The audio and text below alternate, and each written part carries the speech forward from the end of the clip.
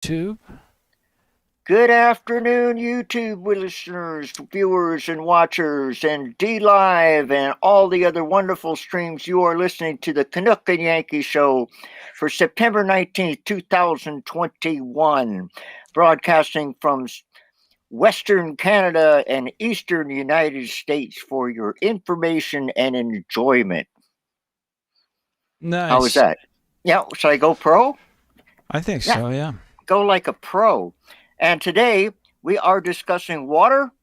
We are discussing the two Teslas. We are discussing infrastructure bills and costs and fallout and other assorted nonsense. We are also discussing uh, the old growth forest movement here in British Columbia and the state, and a brief mention of the federal election in Canada, which happens tomorrow. And next week we'll tell you what happened, and I'm not going to try to predict what happened, even though it's fun to. In Canada, it's impossible to really know what the pesky Canucks are going to do. So there you go. And you've got some stuff on Tesla. You said you found another link, a special link or something on Nicholas and being adjudicated by Elon Tusk, Tesla. Yeah, I have a lot of links in the show notes for today's show. But I have a YouTube video going over a short interview with Elon Musk discussing who he likes better, Oh, Edison or Tesla. or bozos. No, he probably likes both of them better than bozos. Oh no, he's real Uh, mad at he's been all upset with Jeff Bezos. they They're remind not me of getting along. they remind me of people like in ninth grade or something. And anyhow, all right. So, folks, we've been covering water. We've been thematically covering water in September. Last week we did the scarcity situation of water, and this week we're doing management. And next week we're doing the innovation of new technology to do with water. And the thing is that all of these three subjects, of course, overlap because management does get affected by scarcity quite a bit. So I guess I might as well just jump in. I got an awful lot of information here for you folks, and I'll try to do a good copy read for you and get it over with fairly quick. But it has to do with who controls the water. In other words, who oversees the water, who has influence on water policy. And it's a bit different between the United States and Canada. There are more than 50,000 water utilities in the United States, and above that, two or three levels of regional, state, and federal strategic and regulatory authorities. Now, in Canada, there are approximately 9,000 public water and sanitation systems. Now, some of those are quite small. For example, I'm on a water system that has 38 users. We have one creek. In Canada, the responsibility for water management is shared by the federal, provincial, and municipal governments, and in some instances by territories and by Aboriginal governments under self government agreements.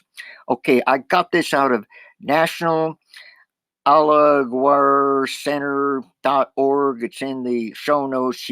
It's a very, very long report, and you might want to read more of it, but here's some highlights. A Water Systems Council report, state statutes and case law pertaining to groundwater rights. Now, groundwater is as opposed to surface water. Groundwater rights have continuously evolved over the last century. Water rights begin in written court opinions or common law. At the present time, states generally follow one of five common law rules for groundwater rights. A separate set of rules applies to surface water rights. States increasingly supplement or alter common law rules with state permitting statutes. Some refer to this form of regulation as regulated riparanism. Now, that is the term is in law relating to or situated on banks of a river, and in ecology, it is related to wetlands adjacent to rivers and streams. All right. At the federal level, U.S. Supreme Court has recognized some of form of private property rights in water, but these rights are not absolute. While the United States Congress often regulates pollution and drinking water quality, it has not specifically addressed groundwater protection. However, in the wake of the recent drought and water shortages, Congress has introduced bills that would impact groundwater rights. A section of the Water Rights and Takings added in 2009 addressed the court cases addressing the issue when government regulation goes too far and infringes on private property rights. A number of significant cases have been decided since 2009. This increase in the conflict between private property rights in groundwater and public rights in groundwater represents the clearest trend in almost 7 years since the publication of the last edition.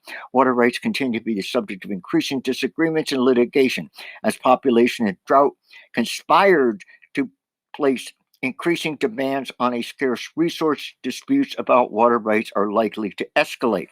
So what they're talking about is there's a lot of different water systems. They're competing, different interest groups.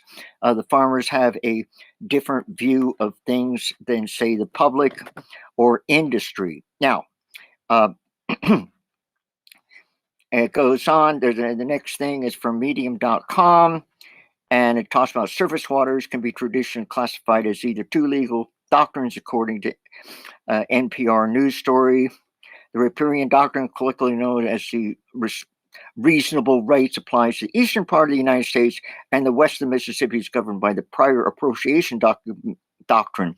So there's actually two different overriding things, one on the east of the Mississippi and one on the west of the Mississippi. The United States does not have equal access to fresh water across all its lands.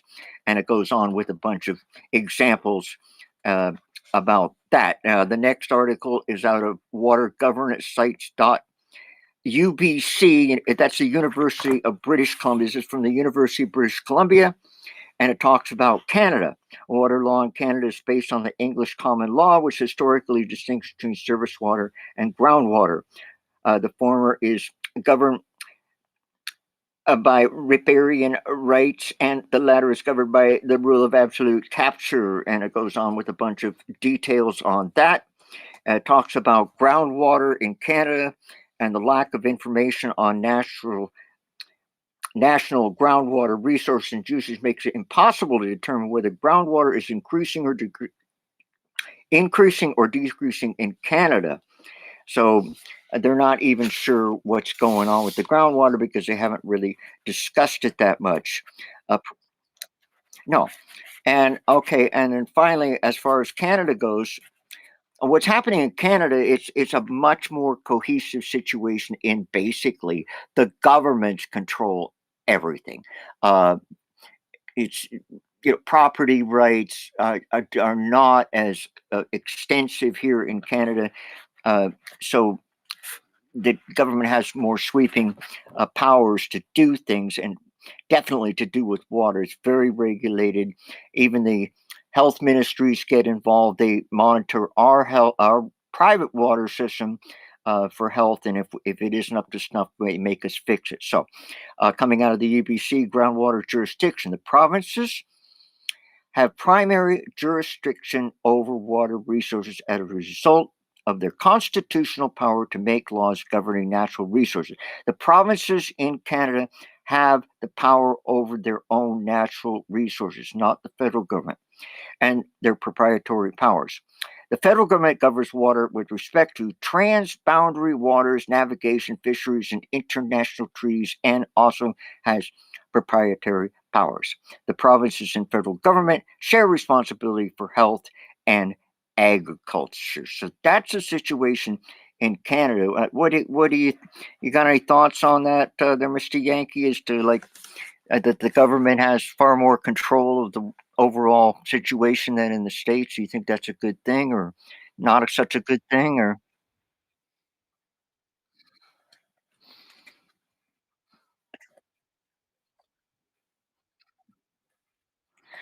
the provinces control the resources, basically.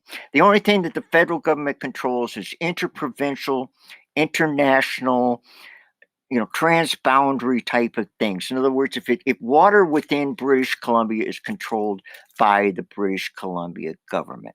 Now, if, let's say, there's an environmental situation in British Columbia and the feds could come in and try to get things cleaned up because it's a violation of a federal statute, say, to do with pollution. But in general, also that goes to, say, natural gas exploration. BC decides what they want to do with their natural gas. Alberta decides what they want to do with their national natural gas. Same thing with the healthcare programs. They have to follow federal guidelines, but the provinces administer their own education, health, and resources. So you see, Canada is what they call a confederation, which means the provinces actually have inherently quite a bit more power. Okay, I'm going to finish up this soliloquy of information. Then we get to watch a video. Now, this comes out of the World Bank. Now, different people have different views of the World Bank, but it actually is a big organization, and I would imagine actually helps keep things from going right off the rails. All right, now this is an article. Once again, the link is posted on the notes at Variant News. Are we switching over media view, or are you gonna? No, here? I got one more Okay. quick factoid. This has to do. This is a world view. We're going outside of just North America for a second, Tim. You realize there's a world outside of the United States and Canada, right? No. Well, actually, there is. I visited it once. I went to okay. Italy. All went to Italy. You know what I liked about Italy? Good Italian food. I'm sure. Yeah. Oh yeah. If you want French food, you like French food, go to France. All right. So, World Bank says today, most countries are placing unprecedented pressures on water resources. The global population is growing fast, and estimates show that with current practices, the world will face a 40% shortfall between forecast demand and availability supply of water by 2030, 9 years from now.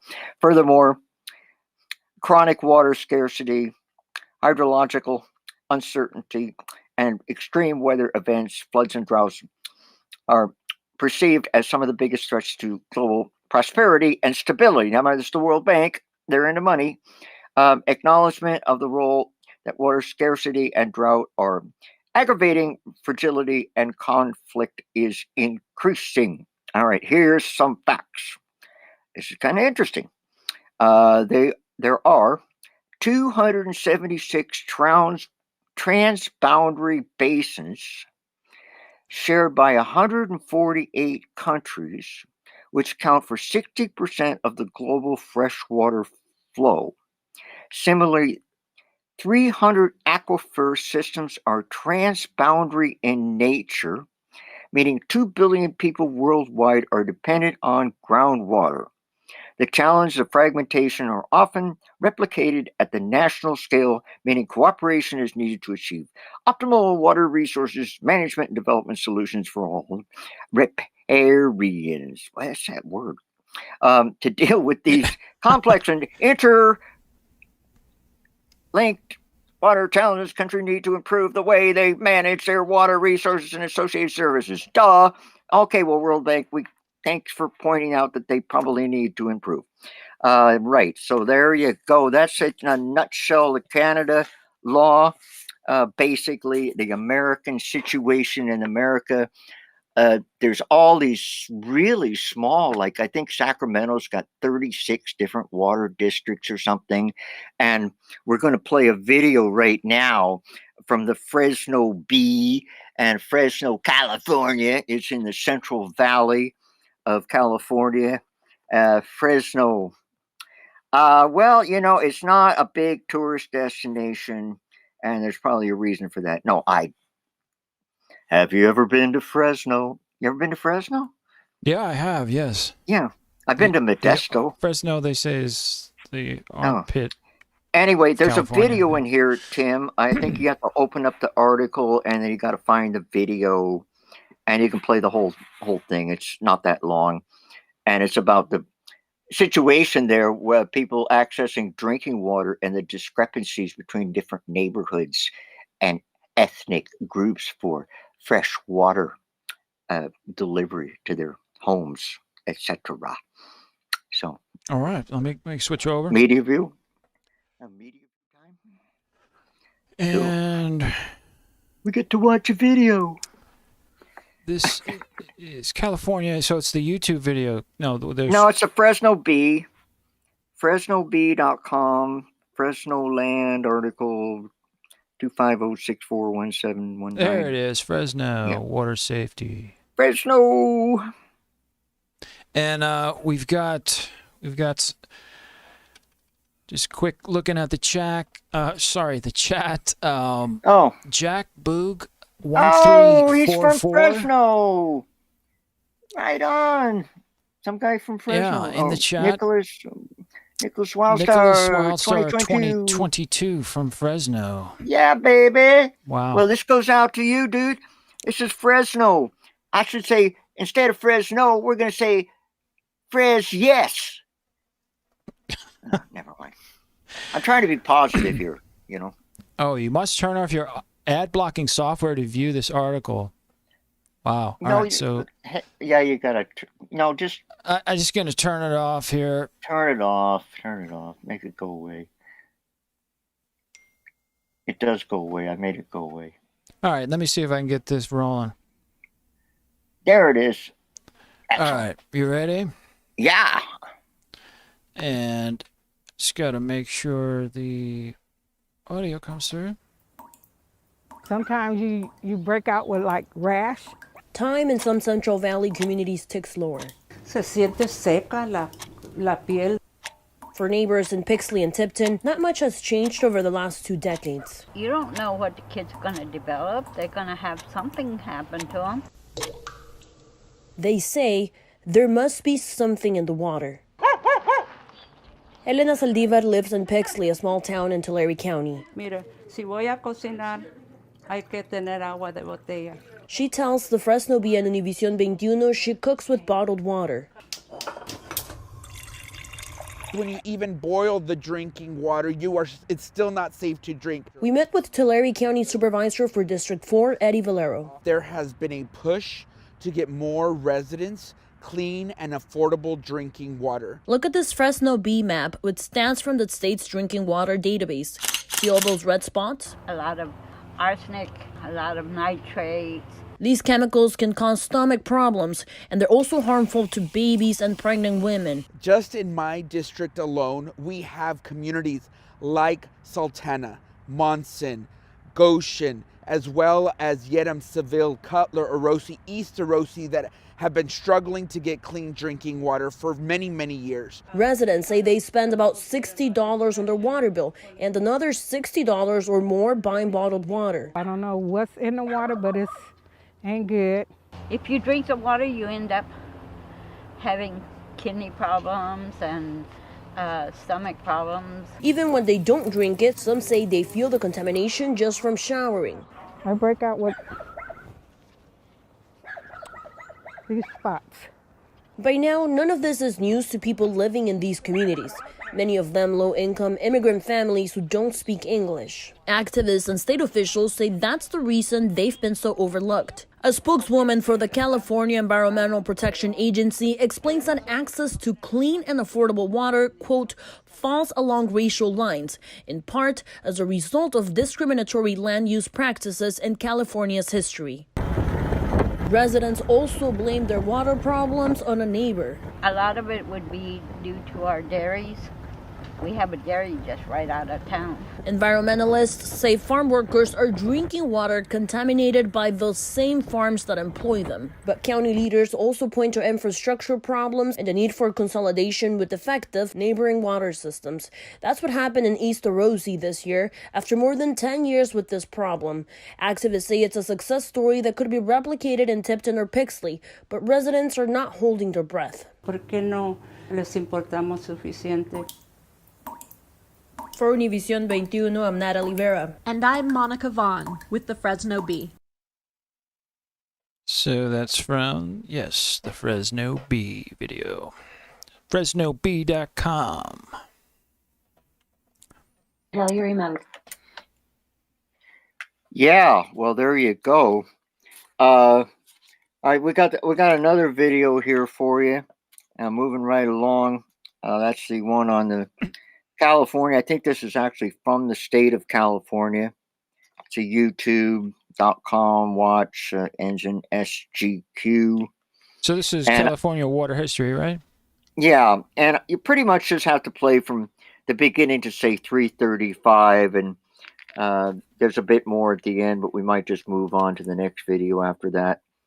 But this is pretty interesting to do with the history of the California development of the California water system. I think we're just going to play from 0 to 335, and you might want to watch the whole video. Just click on it, and the links goes on to talk more about the Colorado River and the situation there.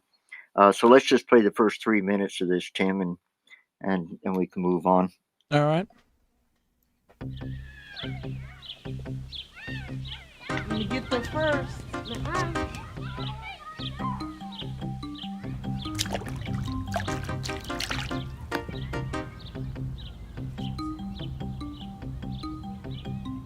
The story of California water use began a long time ago, long before we had swimming pools and hot showers, before we had cities and processing plants and acres of orchards.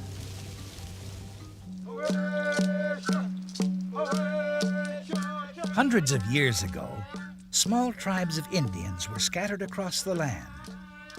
These native Californians had to live close to a water source to survive. Planting and irrigating crops was done on a limited basis. Europeans came to California in 1542, but it wasn't until the late 1700s that they began moving water great distances. Spanish missionaries built a 6-mile irrigation ditch from the San Diego River to the San Diego Mission. Other missions in California soon began to irrigate their lands, too. Rancheros, settlers, and farmers followed. They diverted streams, dug wells, and built dams to maintain water supplies during the dry season. In 1849, waves of gold miners poured into California. Flumes, water wheels, and aqueducts were soon scattered throughout the Sierra Nevada foothills. For a short time, the roar of hydraulic mining echoed across canyons, washing away entire mountainsides. Silt and debris were carried downstream, filling in river channels and causing more frequent flooding of valley lands. Farmers in the valleys had levees built to protect their lands, but the silting and the floods continued. Farmers and communities along the rivers were angry. They took the miners to court.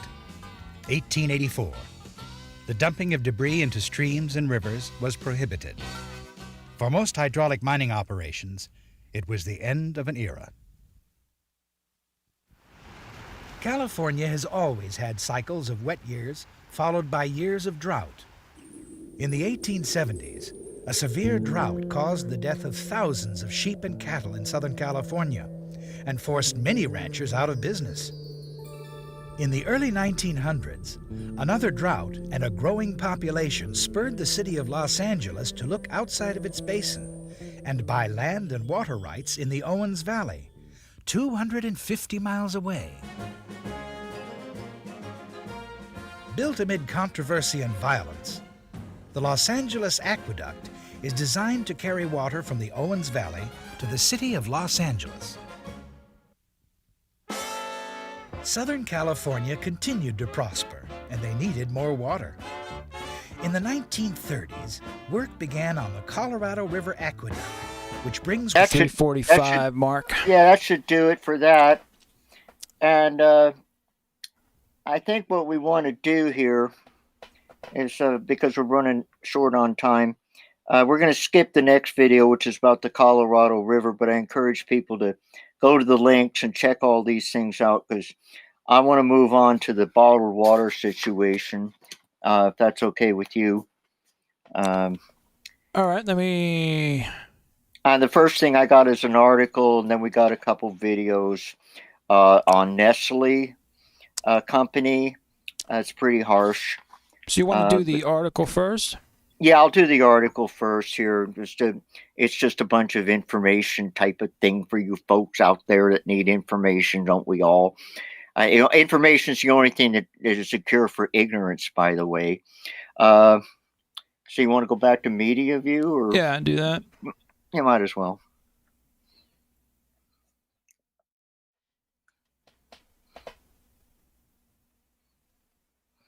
All right. All right, so there we are. We're happening. Okay, I got this as just general information out of Google. How many people consume bottled water globally? The bottled water market globally is rapidly growing, with approximately 600 million households consuming bottled water in 2018. That's more than 100 billion gallons of water per year, or 1 million bottles per minute. 1 million bottles of water are consumed every minute on the globe. All right. This first article comes out of tapwater.co, and says Americans consumed 14.4 billion gallons of bottled water in 2019. It was up 3.6%, blah, blah, blah. And sales are reaching $34.6 billion, $34.6 billion in sales. Now, the big companies include Nestle, which is the largest food company in the world. There's a company called Hangzhou Wahaha Water. And Wahaha Water is one of the most recognized bottle brands in China. Annual sales of 5.1 billion. Danone, which is known for yogurt too.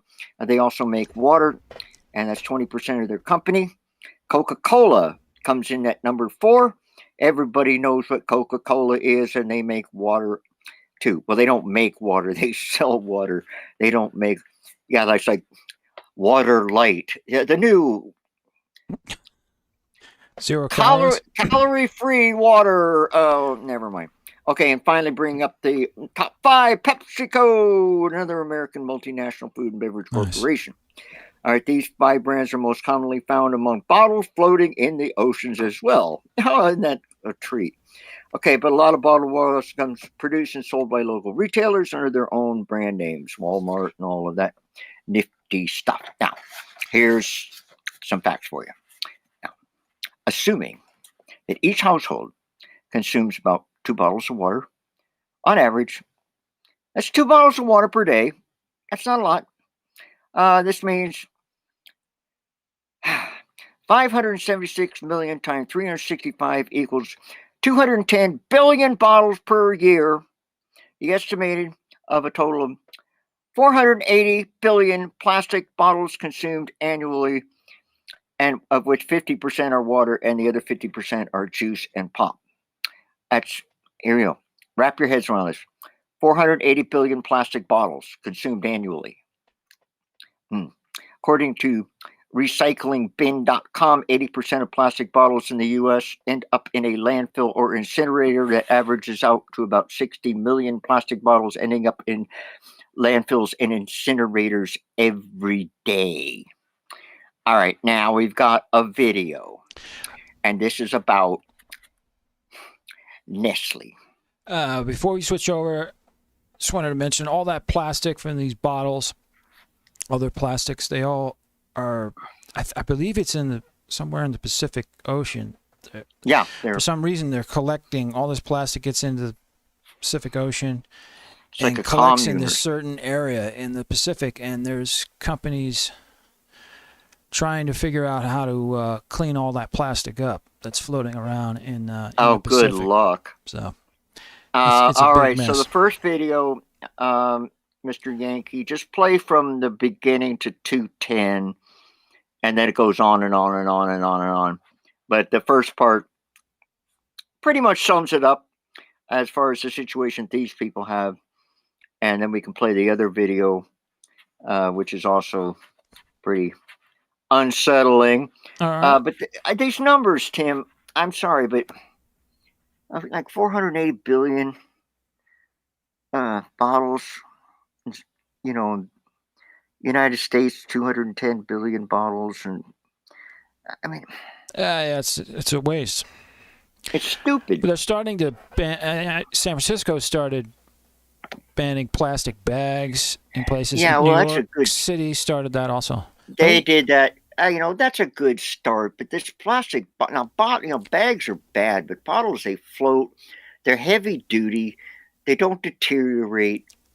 And I don't want to start any conspiracy theories. Well, who needs to start a conspiracy theory? The world is a conspiracy theory as far as I'm concerned. Reality is a conspiracy theory. No, but okay. Now, people don't have access to clean drinking water, and the companies are making billions and billions off of drinking water. So I don't think that they're really into like funding clean water projects. But maybe I'm wrong. Maybe I'm wrong. I doubt it. Maybe. So yeah, why don't you? I'm gonna switch over. Go to Media View and we'll watch a video. This is on Michigan, and what Nestle's doing in Michigan is similar to what they're doing everywhere, including British Columbia. Taking groundwater, not really paying for it, making a lot of money. So this is how Nestle makes billions bottling free water, or is it the other video? It's the one that ends in 34S. Yeah, this is it. Yeah, okay. Let me get it from the beginning. So we're just gonna do beginning to about a little after 2 minutes, then it gets redundant. Okay. All right, let's do it. Michigan, All right. a state surrounded by water, is drowning in controversy. For years, Nestle, the world's largest food and beverage company, has bottled Michigan's water for next to nothing and sold it at great profit. Now, the state has greenlit the company's request to pump even more, despite widespread opposition. And all Nestle has to pay for these millions of gallons of water it gets a year is $200. And this in a territory where Native American tribes have treaty rights. There is a perception around the world that Nestle goes into poor communities with lax regulations, entices them with the promise of jobs, and then takes their water, sells it back to them at a profit. We have to go where the water's at. What do you think Nestle should do? Go home to Switzerland.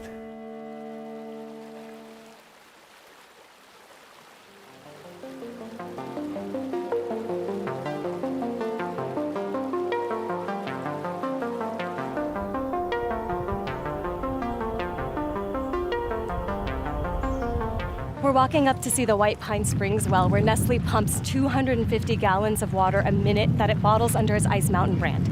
Despite massive opposition, Michigan has just approved Nestle's request to increase that amount to 400 gallons of water a minute.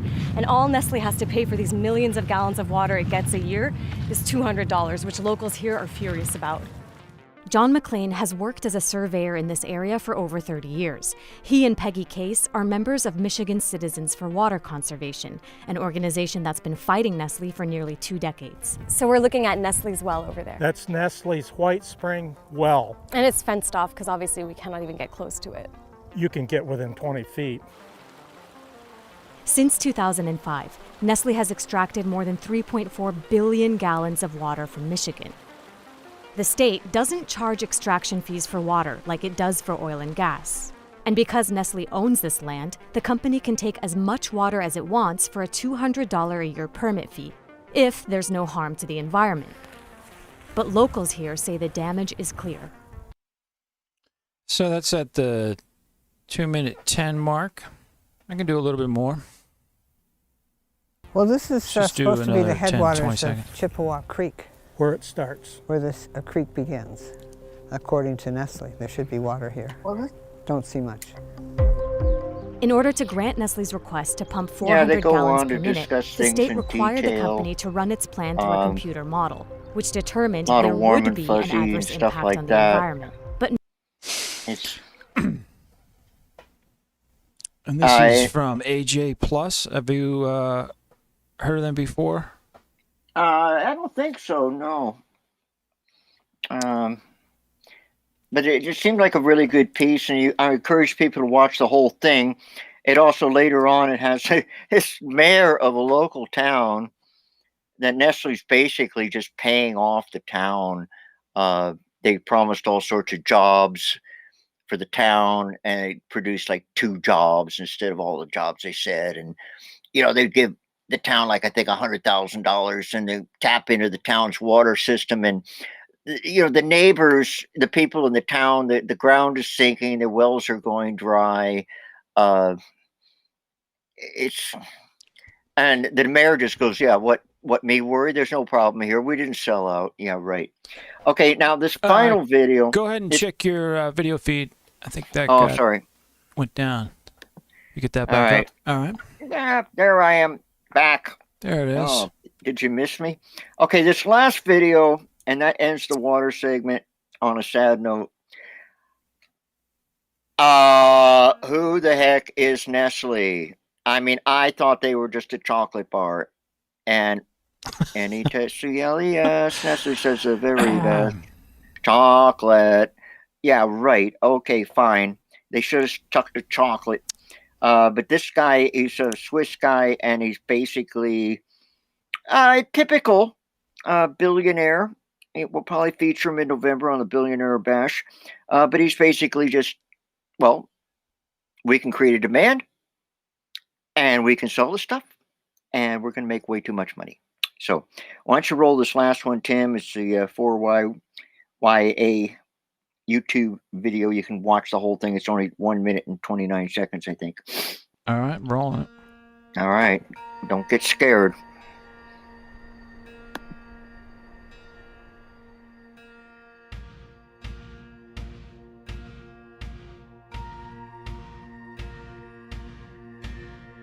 Je mehr ich nachgedacht habe, was ist eigentlich der einzige wichtigste Faktor, bin ich ganz klar aufs Wasser gekommen. Pure Life brand, one of the top brands that Nestle has. We're looking to take that asset and expand it to more geography, more parts of the world. We think the growth will in fact continue. Part of the success of Pure Life is Nestle's marketing. I mean, I've seen it happen before my eyes. Here's a market where there's nobody drinking bottled water. If we go in and do this, all of a sudden we have 10 million consumers. How's that? It's brilliant. They're after profit. They're predators, water hunters looking for the last pure water in the world. For 1 tanker load, Nestle pays $10. Once bottled, the same water costs $50,000. They've made tons of money. What's legal and what's ethical and moral are 2 different things. And at some point, this resource will run out. I would refuse to buy anything that's made by Nestle's. If I have to go hungry, I will.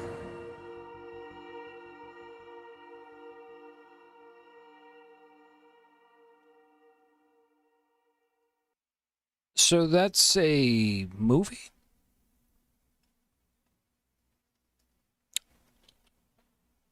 Is that a actual movie that's coming out? I'm not really sure. It said coming soon. Yeah, I guess. Yeah, it is a movie. Yeah, they made a movie out of it. So great. That's a movie? Oh, Mel will have to make popcorn for that one.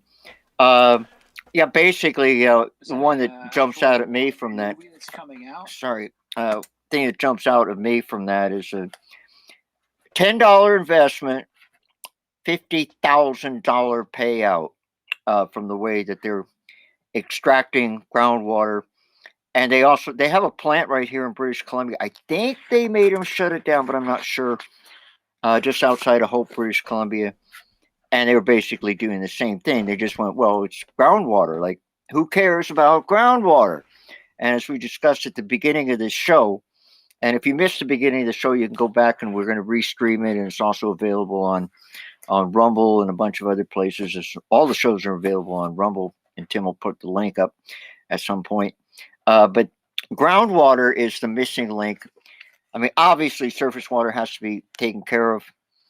But the pollution of groundwater, the overuse of groundwater, the vitality of groundwater is the sleeping elephant. Well, I mean, it's under the ground, so people don't pay attention to it. But the malfeasance of the water companies, particularly Nestle, but I imagine they're all in on the same game.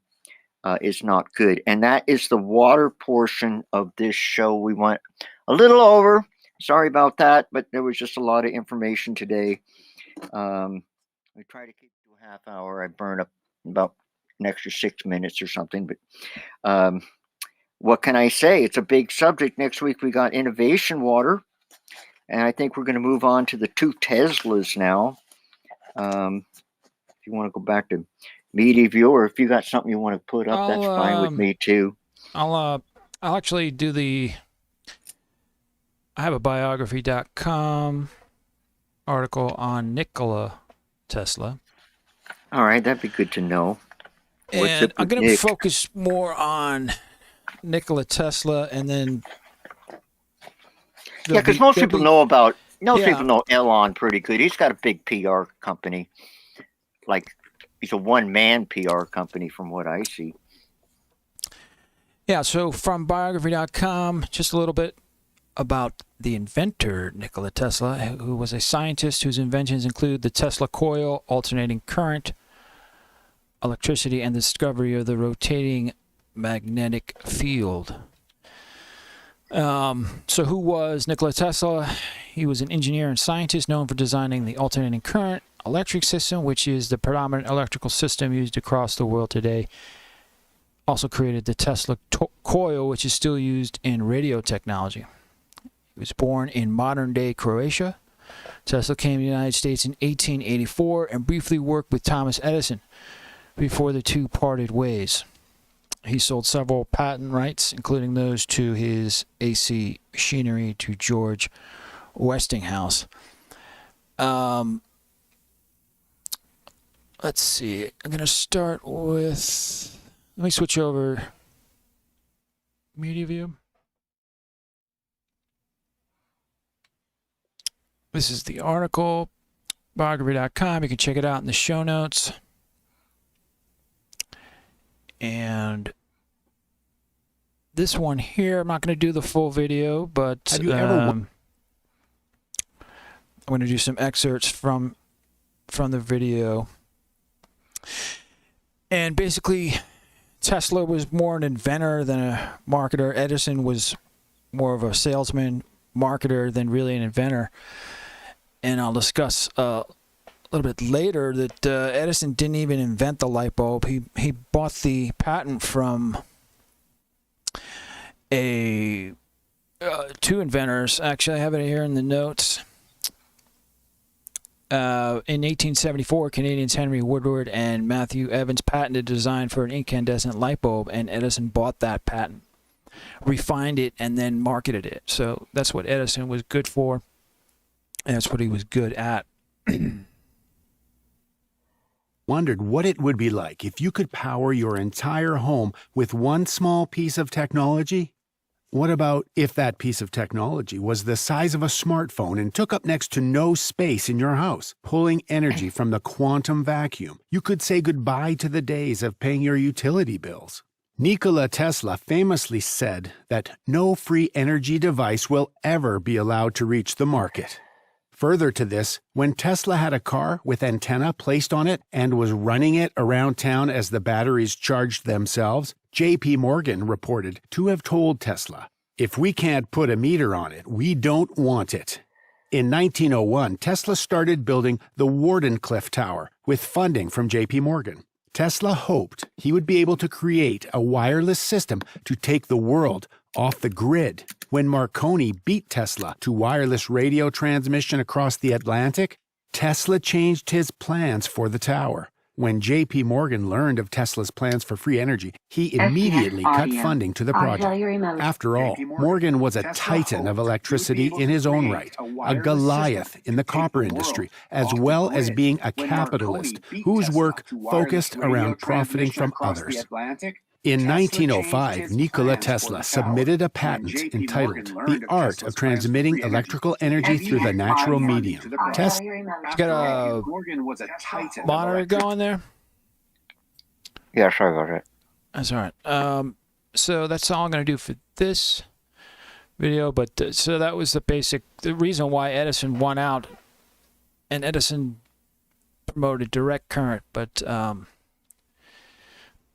basically Tesla's inventions, he wanted to focus more on limitless energy sources, and you can't make money on that. And the argument is, how can you fund a technology if you're not metering it, you're not making money on it. Moving on, 10 Tesla inventions. I think I'm gonna do a little bit off of his pyramid, electromagnetic pyramid. So let me get that loaded up. Yeah, we mentioned that was in the conceivable by 3. pre-show or the promo show yesterday, and also we're talking about Edison was far more pragmatic in his inventions and methodical and commercial, and Nikola Tesla was more visionary and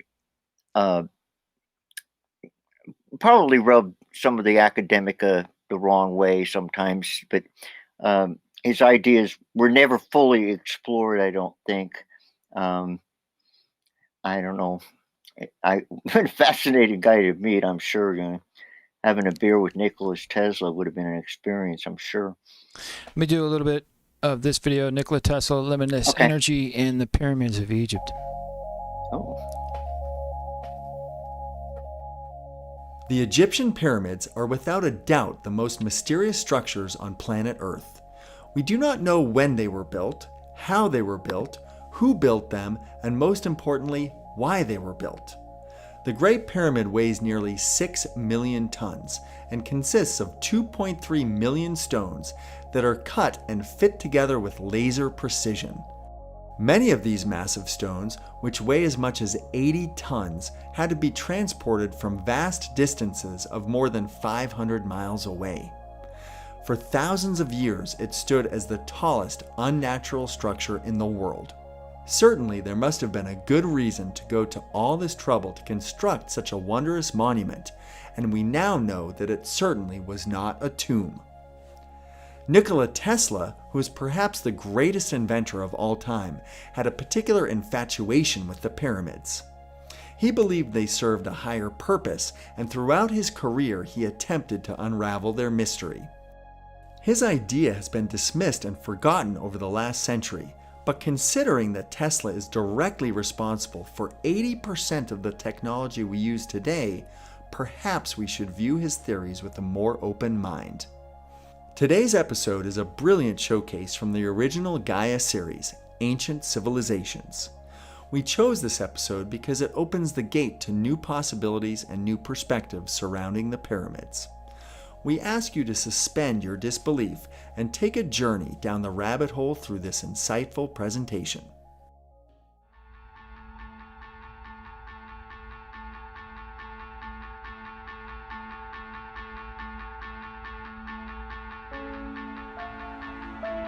In 1905, physics genius Nikola Tesla submitted his U.S. patent 787412, which was titled The Art of Transmitting Electrical Energy Through the Natural Medium. It included designs for a series of worldwide generators. Tesla realized that the ionosphere was sparkling with electrical energy which could easily be tapped. Planet Earth, according to Tesla, was a gigantic electrical generator spinning around two magnetic poles from which limitless energy can be harnessed using the right medium or shape. His device was later referred to as Tesla's electromagnetic pyramid, based on his design looking like a triangle shape.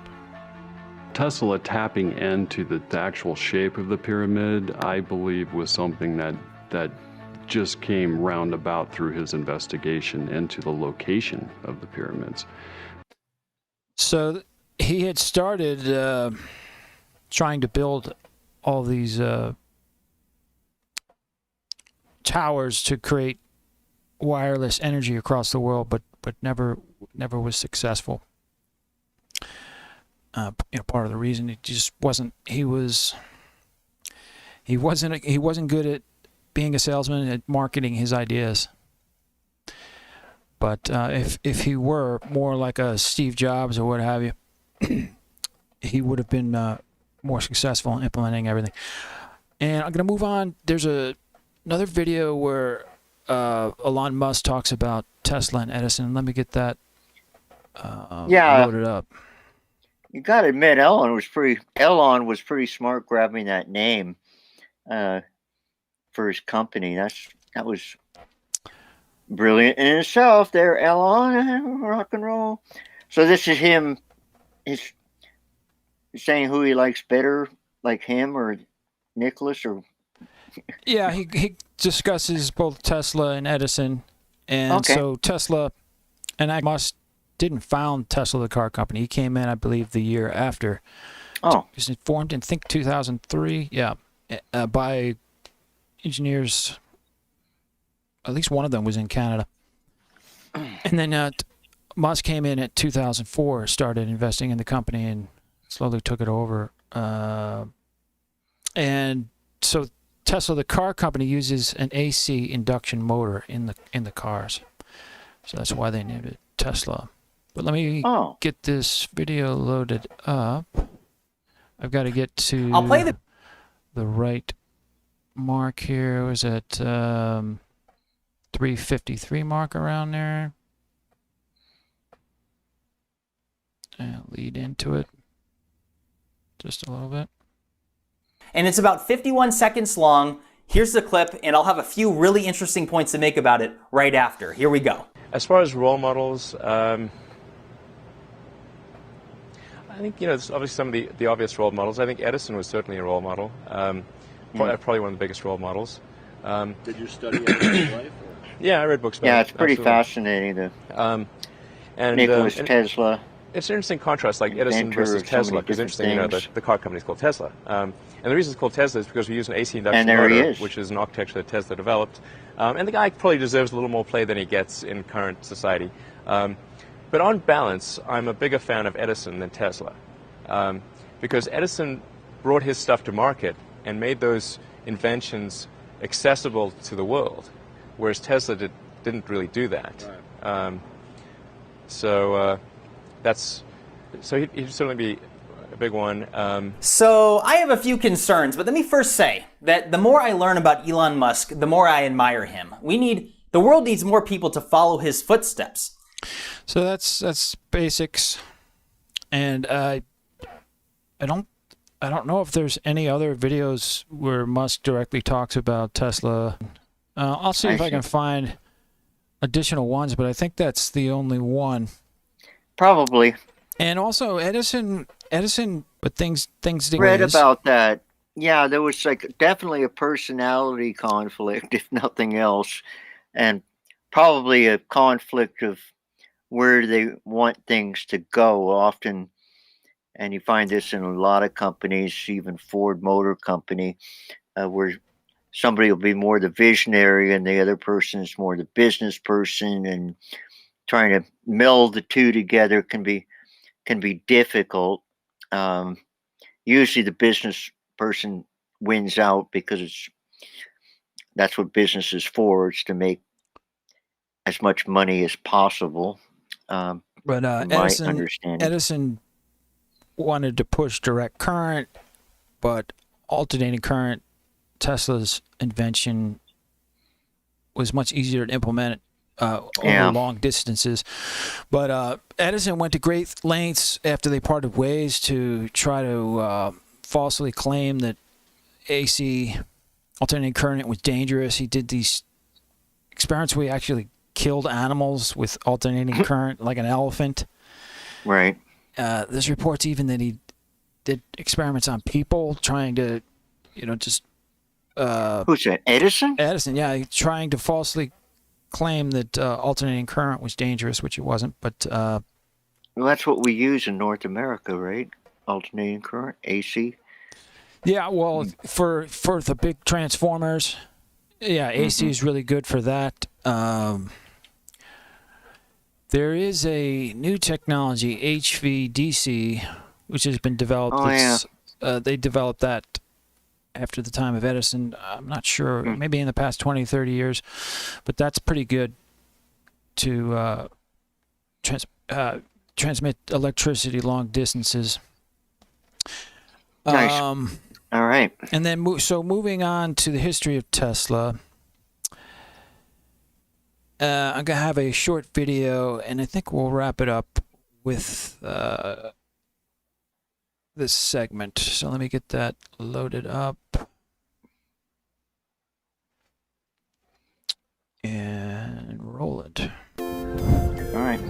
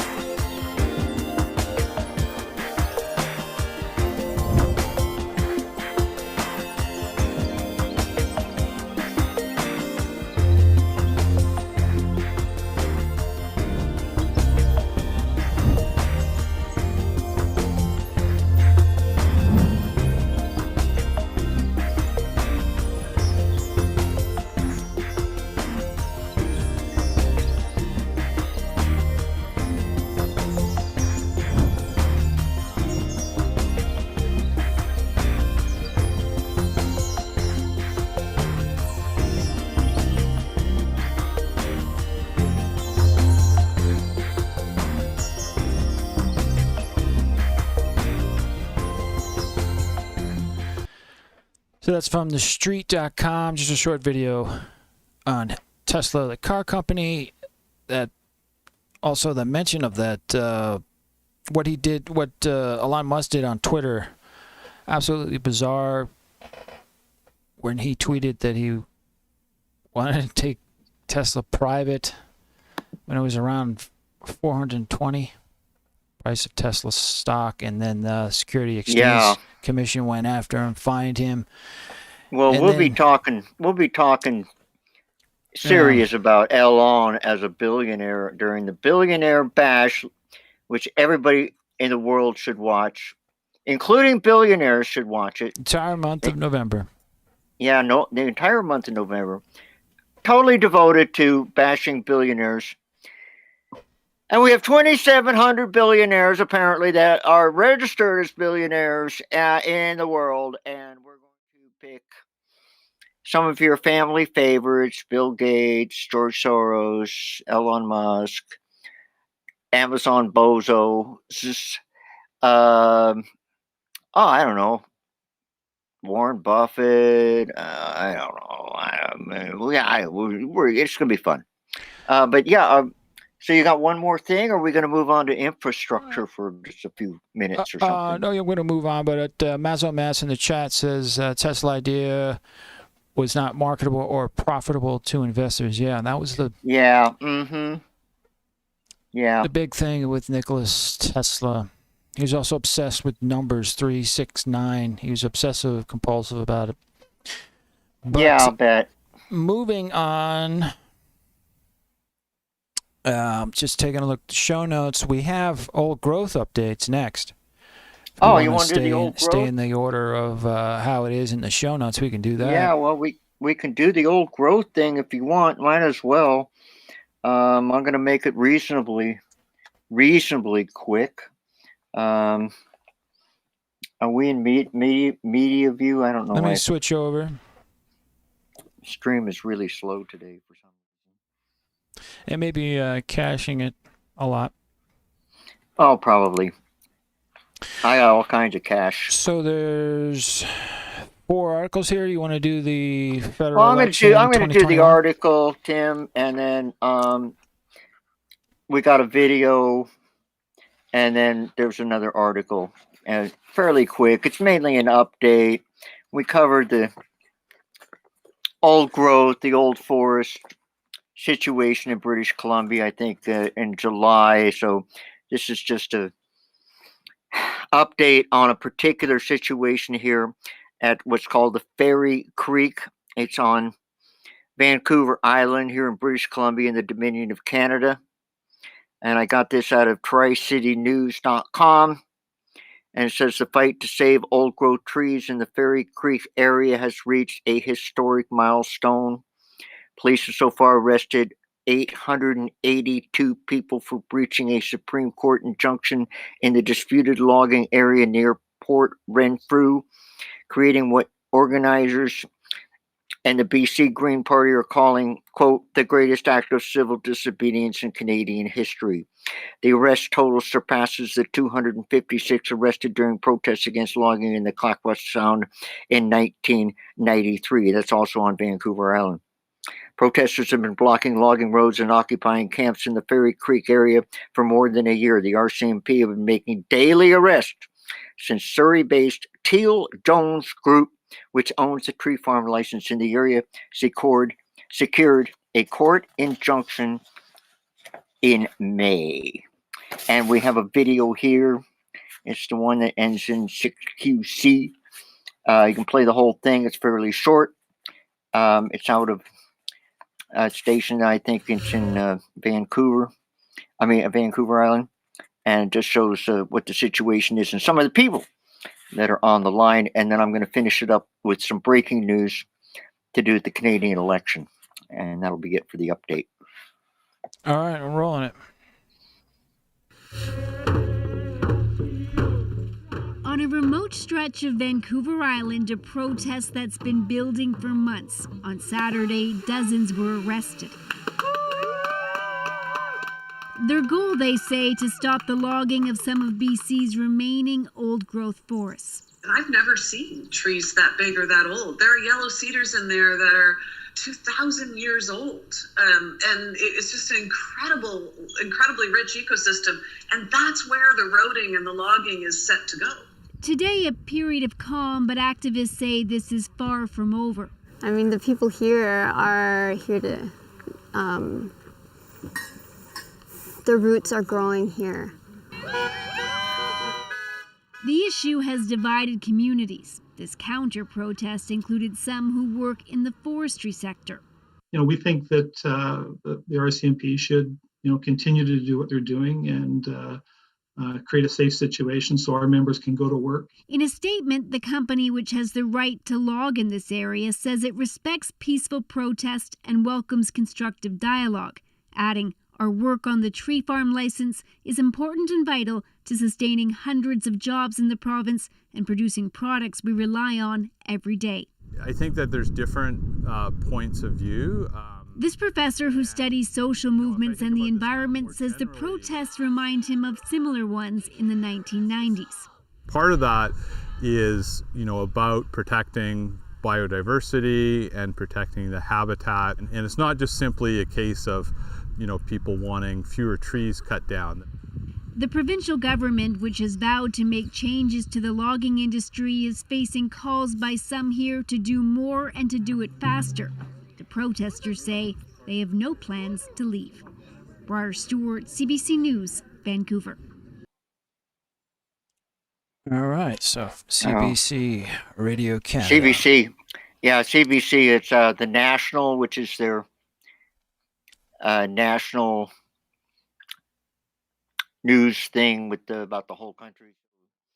It made the grade for the National for CBC to cover. If you want to go back into camera view, I'll give you this last tidbit. And this sort of ties in with the federal election here in Canada, which is happening tomorrow.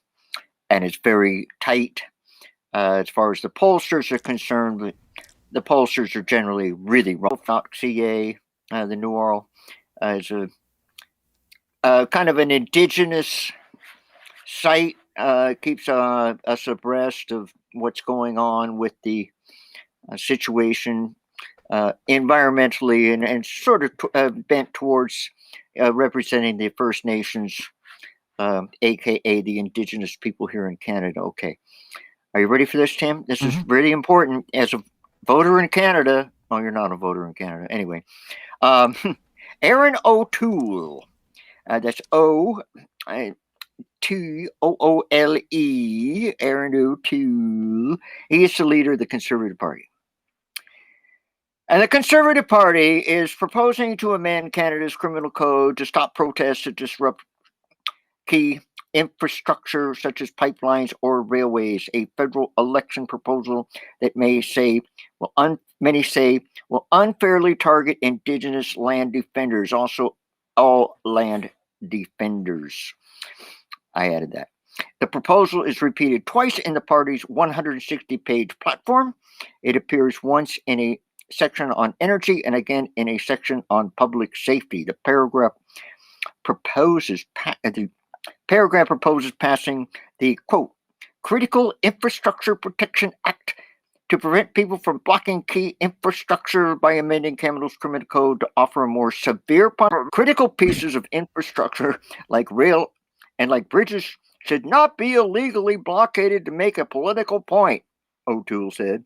In fact, when it happens, it hurts Indigenous communities the most, many of whom are developing resources for the first time in generations, creating wealth and jobs for Indigenous communities. I don't know what planet this guy is on. Okay, things are getting a little bit better, but not much with the Indigenous people. Now, as a Canadian, we have to be very careful because our rights are more fragile than in the States. We do not have it as binding a Bill of Rights. And what essentially they're saying is, if you interfere with the economic activity of, let's say, an oil sands or an logging operation, you can be arrested just for that. Just because you're interfering with the commerce of Canada. That's what they want. Now, the sad thing is that, yes, that is the Conservative Party of Canada's position, but it is also actually the Liberal Party of Canada's position to a large extent as well, except they don't talk about it. But it is it's something that's ongoing. It's a freedom issue, and there's very little old growth left. There's very little natural forest left. When you drive down the highway and you look at all the beautiful trees on the side of the mountain, guess what? At the top of that ridge line where you can't see it, especially on Vancouver Island, it's a wasteland. So they make it look like everything's fine if you're in the valley floor, but once you get up high, I flew over Vancouver Island in one of those float planes like they have up in Alaska. Guy took us on a tour, and it looked like a moonscape where it used to be a virgin old growth. It's crazy. I know, it's really sad. So that's the update, people. We will stay on top of it. Once again, all the links are at variant-news.com and the show links for Canuck and Yankee show. And we encourage you to go there and do your own research, especially you Canadians, to do with Aaron O'Toole. And like I say, the big vote tomorrow, we'll be covering the results on next week's show. And over to you. A couple $100 billion or whatever. You're talking about billions of dollars here. You know, that's a lot of dinero, dude. You know, I mean, seriously. So they passed the one, from my understanding, a trillion dollars. And now they're trying to get the other one passed, but it's bogged up in the Senate. So what's the deal with the first one? I mean, that is going to be law, right? And you said there's some nefarious things in the law to do with crypto and stuff? Or well, yeah, the $1 trillion infrastructure bill, that doesn't have any crypto legislation that I'm aware of. It's this I see. Okay. Next bill they're calling a spending bill / budget resolution, which is 2.5 I see. It's a different trillion. kind of bill or something, like a spending they're separate. bill. They're separate. And they're going to have a vote on December 27th in the House, trying to get it passed through. But Senator Joe Manchin is stating he's not on board. The 3.5 trillion is too much. With the big one. Yeah, with the big one, right? Yeah, with the 3.5 trillion. Oh, okay. I don't think it's going to make it, man. It's like, that's a lot of money. And the Democrats, they barely have a working majority. It's 50-50, or they got, and the vice president gets to cast a deciding vote. So they got no slack at all, the Senate, right? From my understanding. As far the Democrats. As far as control of the Senate. It's 50-50, 50 Democrats, 50 Republicans, and then I see. Kamala Harris, vice president, can be the deciding vote. It did see. split 50-50, but they're not even close to that because Manchin discusses in this article. He went on in CNN's State of the Union, stating he's not supporting it. Also, this is the other senator I wanted to find, is a Democratic senator out of Arizona, Sinema, and she also will not back the $3.5 trillion spending bills. You've got two Democrats in the Senate already opposing it, so it's going to come up. I don't think that's going to happen, dude. I mean, what would I know? But, just my instincts, they're going to have to cut back on that one. And what concerns me, and correct me if I'm wrong, but it seems like with these spending bills, they sneak in all kinds of other statutes or repercussions, like you're saying, sleeping in this 4,000 page or whatever it is bill is things that could disturb, I don't know, the crypto. Is there stuff on the internet? And I don't know. But the other thing what I always wonder is that, they got $1 trillion. How are they going to spend it? Who gets to spend it? Who gets the money? And the government isn't really very good with money. Let's face it. If they couldn't print it, they'd have been bankrupt a long time ago. And then there's the debt ceiling issue, which has to be resolved in October. And so U.S. Treasuries would default if we don't raise the debt ceiling. So we're back to that donut again. Yeah, we're back at that situation. Wow. We're coming back to it. Well, I think we're just going to have to keep people. Sounds like we're going to have to do an infrastructure update just about every friggin' week until this thing is resolved. And like I say, it might not seem to affect Canada, but Canadians know that anything that happens that's major in the States eventually affects Canada directly. It's not so much the other way around. What happens up here doesn't affect the States as much, but the States, you got to remember, is 10 times the population and probably 15 times the economic power and probably about 400,000 times the military power of Canada. So that's that, I think. Well, I'm going to do a quick video. I found a new crypto channel on YouTube called Convincing Crypto, and they're reporting on the possible crypto legislation that's going to be put into this bill. So I'm going to do one of those videos. Okay. But there's 2 links up here. Definitely check it out if you're into crypto. Yeah. 2 links from Convincing Crypto. I'm just going to do the first. Crypto legislation. Just get it from the beginning and probably do about 2 minutes of this.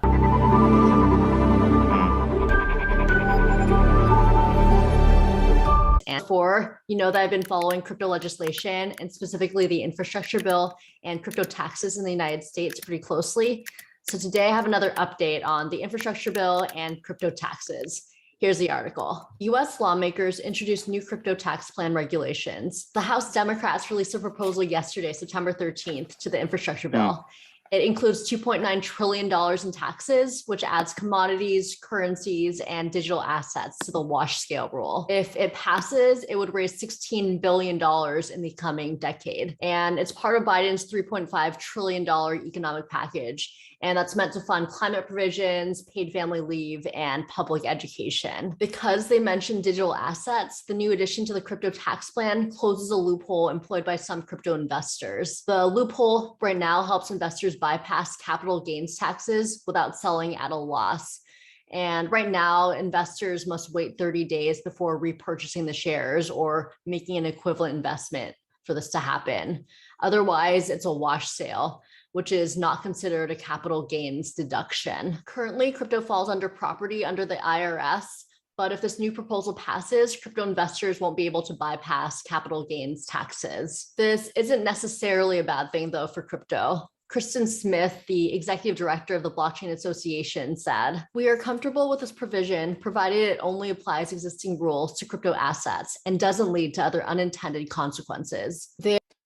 So we'll see if that wash rule for crypto, which is already in place for traditional stock buying, we'll see if that also will be applied to crypto. So that's important to know if you're investing in crypto. Yeah, I think that you cover crypto quite a bit on Variant News, and I think anybody that's interested in crypto, you should definitely be following. So I'm just going to move on real quick to Apple's patch. We reported on the Israeli company NSO. Yeah, that's Pegasus. Yeah. AKA Pegasus. I'm waiting for this link to load. Wow. And Apple released a patch for that. And I don't think this article is going to load. It's taking its sweet time. I'll just discuss it. Yeah. But basically, Apple's released a patch on iPhone, iOS devices where you can update and get that patch fixed up for the NS. Moving on to more Apple and also Google news, as high as 30% in every transaction. This means that developers will be able to avoid paying commission to Google and Apple by directing users to pay via alternate platforms. So it could be a good development for the app ecosystem for mobile devices. It could spread to maybe Europe might adopt it. Who knows? It's a long shot, but maybe something like that will come to the U.S. Yeah, that's something that we follow quite a bit because Variant is actually started out as an app available on Android, and we're trying to get in touch with people and get them to feel like there's a face upon which they can put for Variant News. And so we really appreciate everybody watching. If you're so inclined, please follow us on wherever you are. And thank you so much. And also we want to thank the servers for allowing us to be on their platforms. And on the platform, it's kind of like waiting for a train or something. It's like, I'm staying on the platform waiting for the train. Okay, never mind. Yes. Are we going to move on to? Yeah, I'm going to do a real quick video on. So we did